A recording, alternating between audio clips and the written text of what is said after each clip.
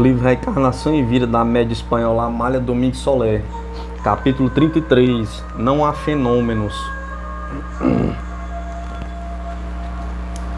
Um espírita de Rosário de Santa Fé escreveu-me enviando-me o seguinte artigo: um raro fenômeno, do Daily Mail, jornal inglês de grande circulação.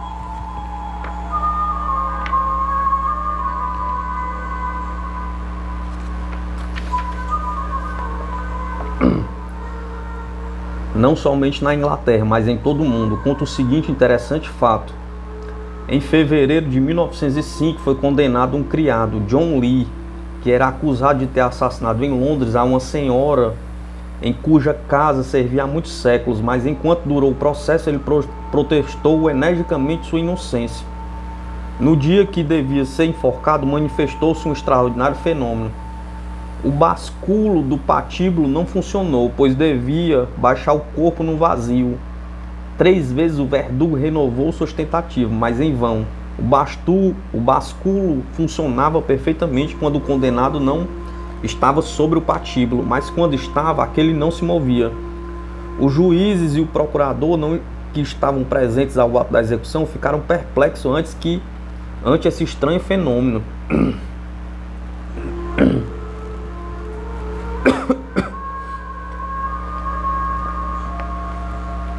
Depois de longas deliberações, reuniu-se a execução de John Lee. Então o condenado não cessou de manifestar sua inocência. O procurador ordenou uma segunda instrução e a revisão do processo. E no mês passado, o tribunal pôs John em liberdade. Este fato extraordinário muito impressionou aos juízes e ao público. Verdadeiramente era um caso raríssimo, pelo qual muitos espíritas de Santa Fé pedem-me que pergunte sobre a causa de tão extraordinário fenômeno. E desejando atender meus irmãos de fé, perguntei ao guia de meus trabalhos, havendo obtido a seguinte comunicação: não há fenômenos.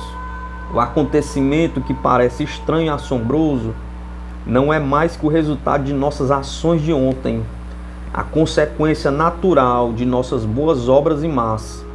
Se assim não fosse, as eternas leis da natureza perderiam seu perfeito equilíbrio, e as leis não se alteram jamais. Tudo segue um compasso de marcha, tudo se desenvolve e progride a seu tempo.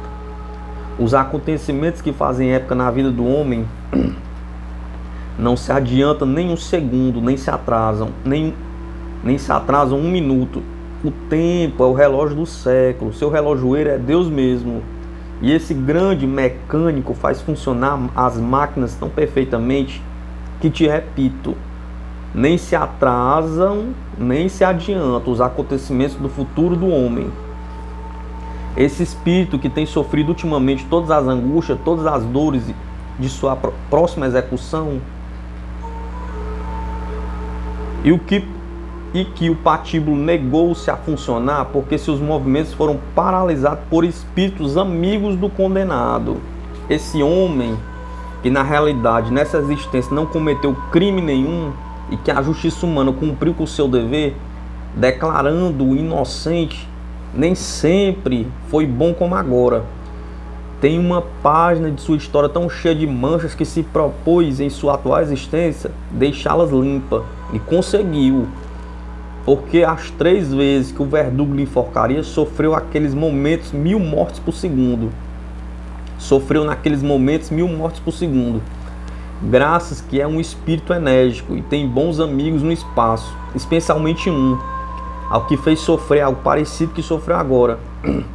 O espírito de John Lee, em uma de suas anteriores existências, pertenceu à nobreza. Herdou de seus pais muitos pergaminhos e meias riquezas que ele propôs aumentar, pensando que o ouro abre todas as portas, tanto na terra como no céu. Entre seus muitos servidores tinha um que servia de escudeiro, de secretário, de ajudante de quarto, sendo na realidade seu cão fiel, que obedecia cegamente seus iníquos planos. John era muito hábil para fazer testamentos falsos e outros documentos nas quais se priava de bens que não eram seus, deixando na miséria muitos de seus parentes e vizinhos. Seu fiel servidor, seu escudeiro Daniel, estava inteirado de tudo, e John chegou a ter medo. Apoderou-se o pânico de seu ânimo e disse a si mesmo: este homem pode perder-me. A sede de ouro que tenho pode apoderar-se de sua alma.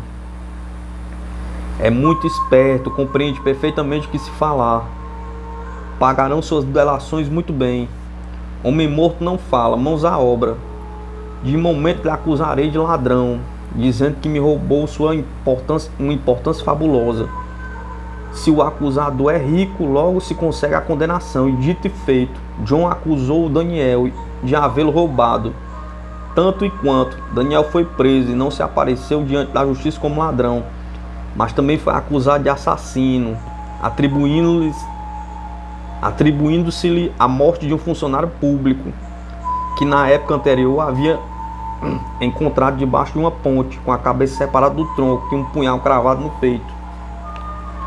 John lhe derramou dinheiro e a mão cheias, e o sumário ficou terminado em breves dias. Daniel sempre dizia o mesmo, que era inocente, que não sabia de que falavam, mas suas declarações não eram atendidas, porque um poderoso queria vê-lo morto. Na véspera da execução, John Lee sentiu uma dor aguda no coração. Olhou-se e murmurou: sou miserável, Daniel é inocente, eu sei. Não tenho dele a menor queixa, serviu-me desinteressadamente. Quando quis recompensar seu serviço, disse-me: estando a vosso lado, tenho a maior recompensa. E só por um temor sem fundamento, assassino este infeliz. Me afogo, o remorso me fará morrer. Fogo e não sangue, corre em minhas veias, mas ainda é tempo. E dominado pela mais horrível ansiedade, correu ao lugar da execução. No momento em que Daniel dizia ao verdugo: perdoa-te o crime que vais cometer, porque és inocente. Sim, gritou John Lee, é inocente. Debaixo do segredo de confissão, devolveu-me o que me havia roubado, e disseram-me que o assassino do funcionário foi encontrado debaixo da ponte. E confessou o delito, sabendo que um inocente ia morrer por sua causa. A estupefação do juiz foi indescritível. Daniel teve tantas emoções que ficou muito tempo enfermo. Cuidado por seu senhor, que levou-o a casa novamente, tratando-o com o maior carinho. Daniel, enquanto esteve na terra, ignorou o processo de seu senhor e morreu bendizendo, mas no espaço soube de tudo. E teve pena ao vê-lo cair tão fundo, mas o queria tanto que foi o seu anjo bom, e ao encontrar-se os dois no espaço, aconselhou a John Lee que se apressasse a sofrer o que havia feito sofrer a outro. Mas John Lee necessitou de muito tempo para decidir-se a pagar uma dívida tão horrível, e finalmente nessa existência sofreu valentemente a maior das dores. Daniel e outros espíritos impediram que a báscula funcionasse, pois não deveria morrer quem se arrependera de seu crime. A sinceridade de seu arrependimento recebeu a recompensa merecida. Que dos arrependidos é o reino dos céus. Adeus. Tem razão o Espírito, não há fenômenos, não há mais que o cumprimento da lei eterna, quanto há que estudar na criação. Bem diz o sábio da Grécia: sei que nada sei. Reencarnação e Vida, da médium espanhola Amália Domingues Soler. Capítulo 34. João amanhã.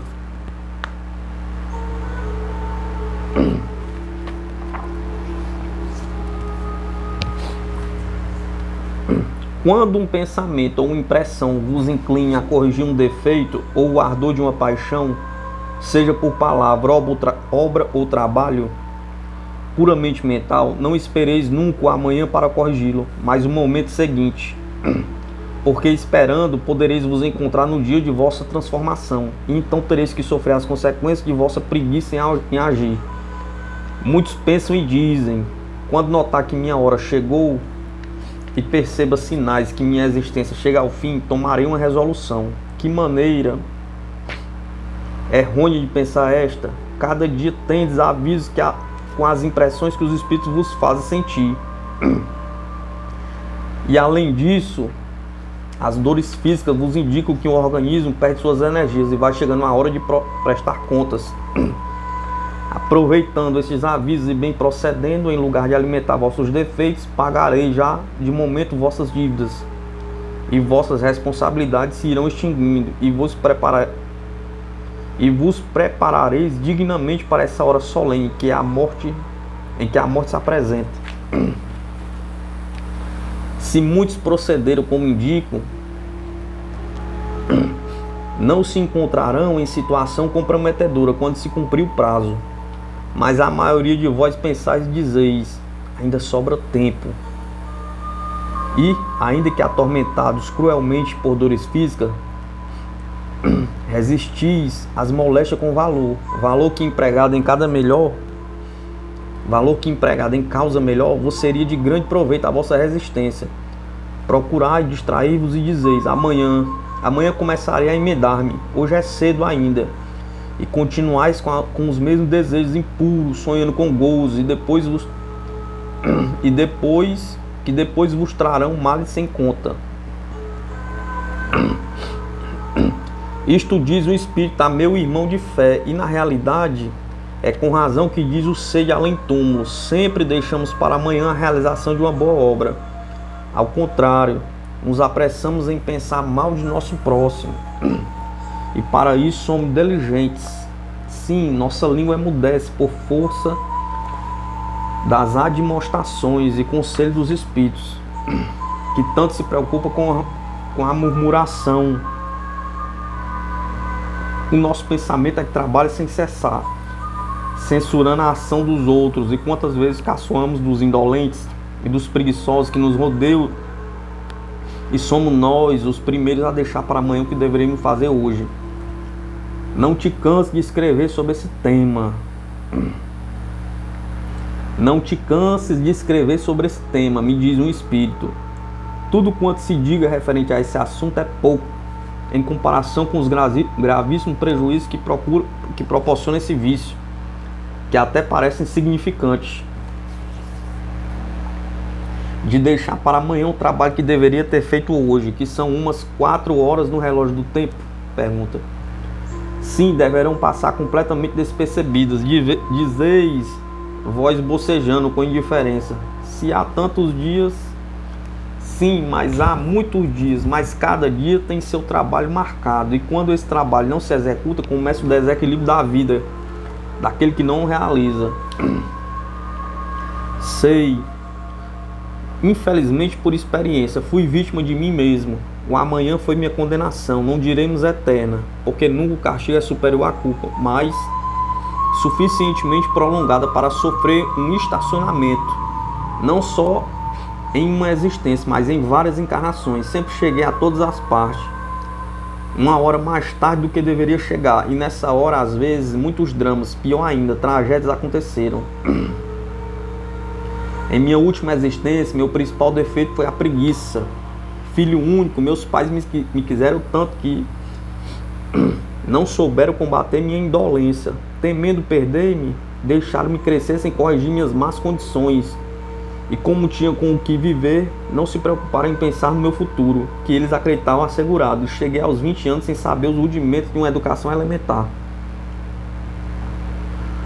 Um irmão de meu pai, capitão de um navio mercante, homem prático e conhecedor da vida, falou muito claro aos meus pais, pintando meu futuro com as mais negras cores. Minha mãe, que me adorava, não deixava de conhecer que eu era um vagabundo em toda a extensão da palavra, inútil para o estudo e para todo o trabalho manual.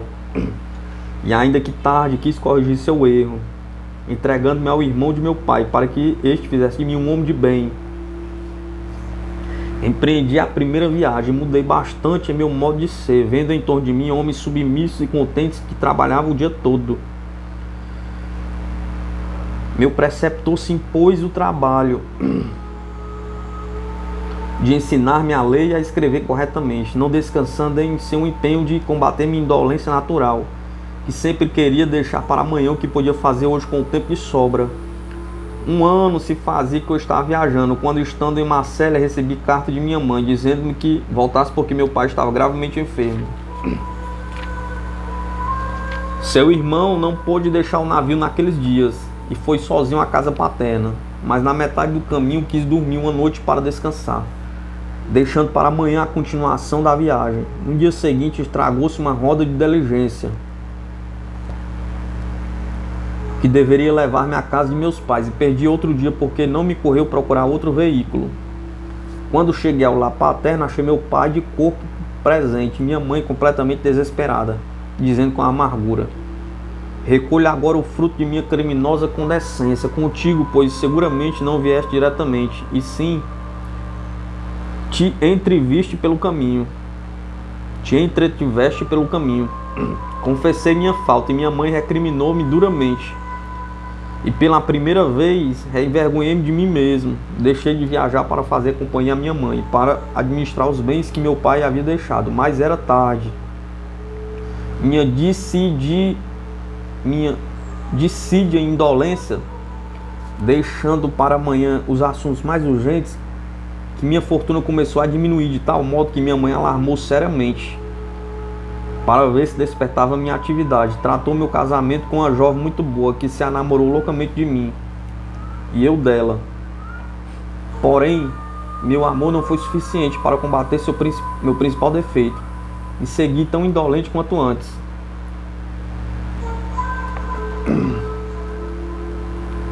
Tive que empreender uma longa viagem, porque o irmão de meu pai chamou-me a seu lado para me entregar suas economias, pois sentia que ia morrer. Minha prometida, durante minha ausência, entrou num convento, prometendo-me que seria minha ou de Deus. Minha viagem devia durar 1 ano, mas devido à preguiça, deixei para amanhã diversos assuntos. Depois de haver atendido meu amigo preceptor, de cerrar seus olhos e deixá-lo no túmulo, na tumba, deixei passar a saída de um barco e perdi 6 meses sem poder embarcar, por não haver navio que zarpasse para meu país. E quando achei-me em ordem com todos os meus assuntos, caí enfermo ligeiramente. Não tratei de combater o mal e perdi novamente a ocasião de embarcar. Como sempre dizia a mim mesmo: amanhã escreverei. Minha mãe e minha noiva choraram pensando que morri. E quando afinal cheguei à minha casa, sem haver avisado a chegada, soube por criados que minha mãe estava na igreja do convento, onde havia professado aquele dia. A minha prometida, essa infeliz, ao saber de minha volta, jogou-se do alto do campanário. Não quis viver sem mim. Minha mãe impressionou-me de tal modo com minha chegada e com a morte da pobre freira, que em poucos dias morreu. E eu, sem perder a razão completamente, fiquei de tão modo que não era útil nem para mim mesmo. Meus bens foram entregues a mãos estranhas e desapareceram por completo. Cheguei a mendigar meu sustento. E muitos mofavam de mim e diziam-me: volte amanhã. Passei fome e sede, fiquei sem ter onde abrigar-me. Assim vivi muitos anos na maior indigência, escutando as burlas dos moleques que me diziam: não comes hoje, amanhã comerás. Ninguém me socorreu, nem merecia. Perdi meu nome e meu sobrenome, me puseram o apelido de João Amanhã. Quando as crianças da rua me viam passar, gritavam: onde vai, João Amanhã? Recobrava por um momento a lucidez de minhas ideias e sofria recordando minha juventude, na qual fui tão querido, tão respeitado, tão atendido. E tudo era obra minha. Tive pais amorosíssimos, tive um preceptor com a melhor boa vontade de fazer de mim um homem de bem. Tive uma mulher que me amou tanto que preferiu a morte a viver separada de mim. Tive bens suficientes para desfrutar moderadamente de todos os prazeres da existência. Não tive nenhum defeito físico, e se bem que a minha infância não foi de grande robustez, em minha juventude adquiri o desenvolvimento necessário para ser o que aí chamais de um moço forte, alto, esbelto, vigoroso. Era um ser simpático, reunia, pois, todas as condições para haver sido relativamente feliz, e fui, em troca, profundamente infeliz. E tudo foi obra minha. Até para morrer tive preguiça de ir ao hospital e disse: irei amanhã. E no portão da casa em ruínas, onde nos reunimos vários mendigos, todas as noites exalei meu último suspiro, permanecendo junto aos meus restos, até que vieram vários enterradores que ao chegarem ao cemitério me jogaram brutalmente, dizendo uns aos outros: enterraremos amanhã, assim lhe daremos gosto, já que o coitado tudo deixar para amanhã.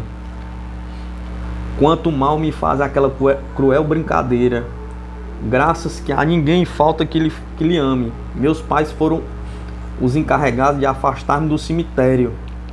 Ali deixei meu corpo, e sobre ele, insepulto, caía copiosa chuva, como se as nuvens compassivas chorassem ante tanta desventura. E quando compreendi meu verdadeiro estado, fiz o firme propósito de emendar-me, sendo o meu atual trabalho correr atrás dos indolentes, inspirando-lhes maior atividade, associando-me feliz a todos aqueles que querem trabalhar para o bem da humanidade. Perdi tantos séculos, esbanjei tantos bens materiais e intelectuais, fui dono de tantos tesouros, e tudo para quê? Pergunta.